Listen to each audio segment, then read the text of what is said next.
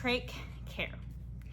If you're anything like me, when you first heard of trach care, it was with a little brochure that the hospital gave you where you're looking at people's holes in their throat and you're reading things about stomas, granulomas. It is absolutely disgusting and overwhelming. That was my first impression of trach care. Then you do trach care, typically at the hospital your child is at, with the partner that you're going to be doing trach care with. Then it's a matter of communicating with your partner, remembering what to do next, figuring out how to cut trach ties and Mepilex, and acting as if it's the end of the world if you don't do something right. In your heart, you feel like this is the biggest task, it's overwhelming, and you have to do this every day for the rest of your child's life, or they're gonna get an infection and it's gonna be your fault. Trach care is a very intimidating thing at first, but I'm making this video to maybe help you a little bit. Have you ever gotten your ears pierced? Or have you ever gotten an injury, for instance, that needs to be cleaned every so often? That's what trach care is, okay? When you clean your ears with that special solution after you get your ears pierced, you are doing wound care. Trach care is wound care. Trach care, as we call it, is giving Mr. T a bath. For our toddler, that's a way she can understand what we're doing. Once you learn what it's doing, you are simply cleaning the neck area. It's like giving it a shower. It's like when you have a cast and you just want to take off the cast and clean it. That's what you're doing for your child. Your child has trach ties around their neck, and you undo the trach tie. You use something wet to clean the area. You use something dry to dry the area. And then we use a barrier ointment. The barrier cream is like baby rash cream, right? It keeps the irritation away. It keeps that moisture away. And then we put a nice little cushiony gauze pad to help with the stoma, and then we close it up. Stoma care, which typically happens before, stoma care is maybe the hardest part for us moms. For me, stoma care, I don't like it as much because I do see the hole pretty up close and personal. You're gonna get used to it, maybe. I'm still not used to it. It's been 3 years now, but I think it's just the thought of your child having an open wound. But again, you get used to it. Some days are better than others. Stoma care. Stoma is just the word for the hole, okay? If they have a G-tube, that's a stoma. If you have an ear piercing, that's a stoma. It's just a hole. Don't overthink it. When you clean the stoma, the important thing is simply you don't want to haphazardly clean this because this is right inside your child's airway. You don't want weird bacteria getting in there. So you use gauze, you use sterile things, you make sure your hands are clean. The same thing with trach care. When you clean that stoma, you might want to use a Q-tip because a Q-tip helps get into those areas. Typically it's sterile and it's easy to reach inside there. You don't want to get your fingers too close to the stoma, okay? Also, one thing they might teach you is go in and then out and you don't go back. That's simply because what if your child had coughed, right? If they cough with a trach, the snot is going to come out of that stoma. So say we go in and then out and then in again, what's gonna happen is that snot is gonna go right back into the stoma, right? So when you go in and then out, it's simply hygienic. You go in and out once, discard the Q-tip, and then dry the same area with the Q-tip. The more and more you do trach care, the more automatic it's going to be. You're simply going to learn it. It's just like taking a shower or brushing your teeth. You're going to know how to do trach care so well, you're not going to overthink it. In a hospital setting, when you're learning, you are freaking out about what you might be doing wrong, if you're hurting your baby, etc., etc. Trach care does not hurt your baby. One time when I was undoing the trach tie, I remember the little trach tie gave Paige a tiny little paper cut. I was so ashamed of myself that I did that. However, it's just like a little tiny paper cut. It is okay. Your child is going to be fine. You're going to get used to those things, just like you're taking care of your child if they fall. It's just a way that your child may get a little paper cut. When you're doing trach care, have someone with you that knows you and knows how you communicate. The first couple times me and my husband did it, we didn't communicate very well. Now I call it a dance because we are going back and forth. We know each other's hand movements. We know where to be. We can have conversations while we're doing it. Paige understands when we're done. We each have a role. My husband does stoma care. He does the nystatin powder on the back of her neck, and he fastens the ties in the back. I am really good at cleaning. I'm really good at getting the trach care supplies ready. When you are going to do trach care, you're going to learn. So in this video, I'm going to try to give you some tips and tricks. We're not ready to give you a full-on video of doing trach care with Paige for privacy reasons, but I want to give you some very helpful tips and to try to illustrate some of what we do with Paige. She's our 3-year-old. We've been doing trach care for the last 2.5 years now. I hope this helps. This is a pediatric tracheostomy tube holder, otherwise known as a Trach Tie. In order to open it, you typically have the tear off up at the top. And when it comes out, it's not aligned to your child's size. These 2 pieces come off. You never cut the blue part of this. You only adjust this. Now, for myself, typically what I do is I follow where this should be. I place it here, so I know my daughter, your child size is going to be different. I'm just showing you how to cut it.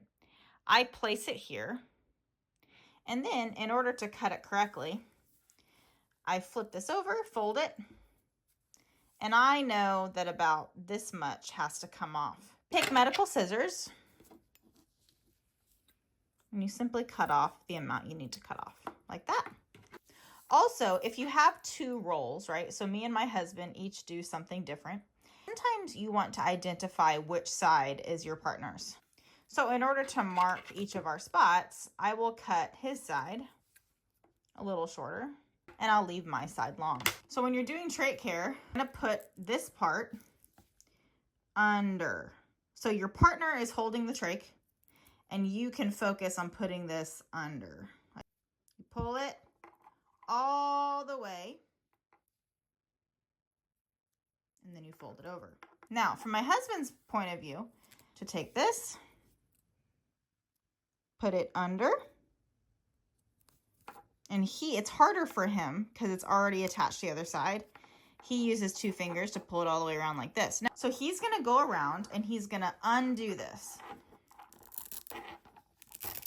And then from the back of our child's neck, you can then adjust it to where it wants to go. And I know this looks tiny, but you'd be amazed at how tiny your child's neck is until you do a trach tie.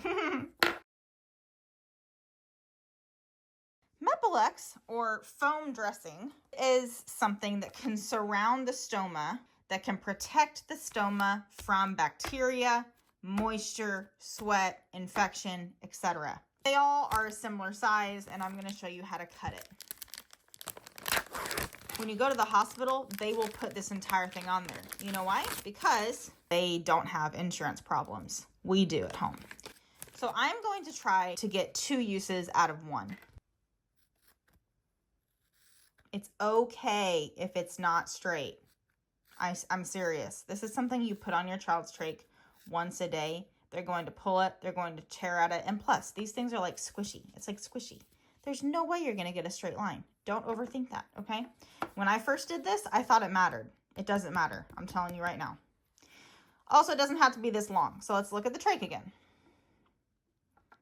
Does it have to be this long? What's the point? The point is to help the stoma, this area right here. Also, it's to help skin irritation when you put the trach tie in. So you want it to come under this part right here because this causes skin irritation. Okay, this has to have some way to fit in there. What's the best way to do that? Well, maybe a keyhole. So we're gonna cut this like that, maybe like halfway. See that? We're making an opening, and we're gonna do a little diamond. Boop. And then the other side.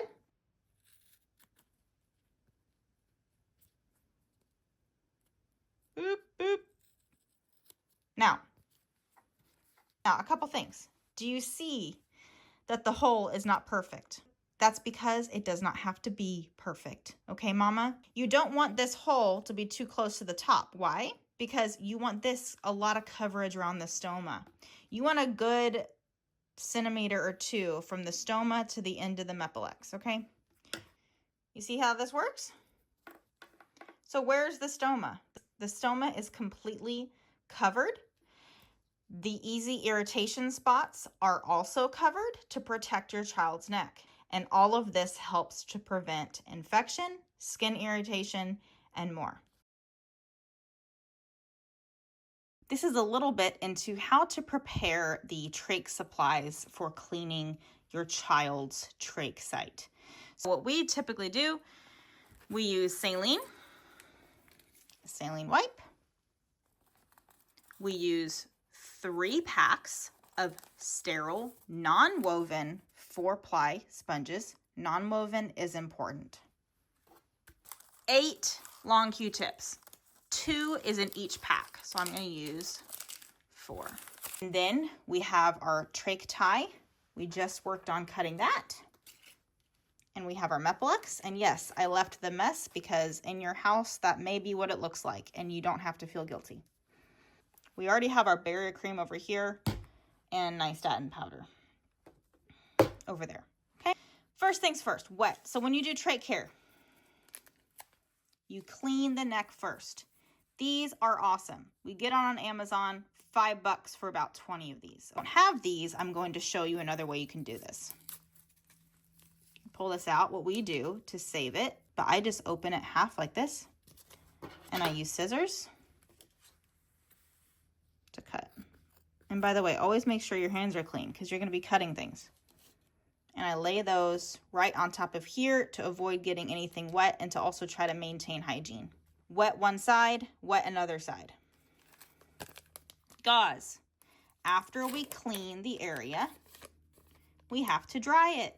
So we're going to use one of each. And then you're going to pat, pat, pat, pat, pat in order to dry the area. What are we going to use to protect the area after we've cleaned it? Think of like a moisturizer for your face or sunscreen when you're going to the beach. We get this off of Amazon. They had this at the hospital. DME companies do not send this to us, so we choose to buy this from our own money.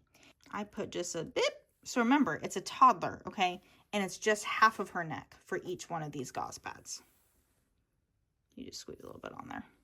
When we do trach care, before we attach the trach ties at the back of her neck, the back of their neck gets really red really fast. So we put this nystatin powder. This is a prescription. And you can